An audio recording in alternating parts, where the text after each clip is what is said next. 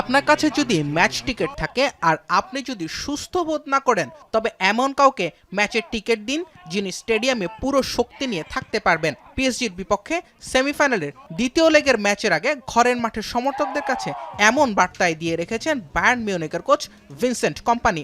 আক্রমণাত্মক ফুটবলের পসরা সাজিয়ে আগের লেগে দারুণ এক লড়াই উপহার দিয়েছিল বাভারিয়ানরা। এবার ঘরের মাঠে পিএসজিকে টপকে যাওয়ার মিশন। প্রথম লেগে গোল হয়েছে ৯টি। ম্যাচটা পিএসজি ৫-৪ ব্যবধানে হারলেও বায়ার্নকে পিছিয়ে রাখার সুযোগ নেই। ৫-২ গোলে পিছিয়ে থাকা ম্যাচে প্রাণ ফিরিয়েছিল কোম্পানির দল। ঘরের মাঠে অন্তত ২ গোলের জয় পেলেই বায়ার্ন পাবে ফাইনালের টিকিট। পিএসজি এই ম্যাচে মিস করবে বড় তারকা আশরাফ হাকিমিকে। উরুর মাংসপেশির ইনজুরিতে ছিটকে গিয়েছেন মরক্কান তারকা। তবে আক্রমণ ভাগে খিচা কাভারেজ খেলিয়া, ওসমান ডেম্বেলে কিংবা ডিজেরে দুয়েরা বিপদ ডাকতে পারেন বায়ার্নের জন্য। আর মাঝমাঠে ভিতিনহা এবং হুয়াও নেভেসের জুটি আছে ভরসা হয়ে।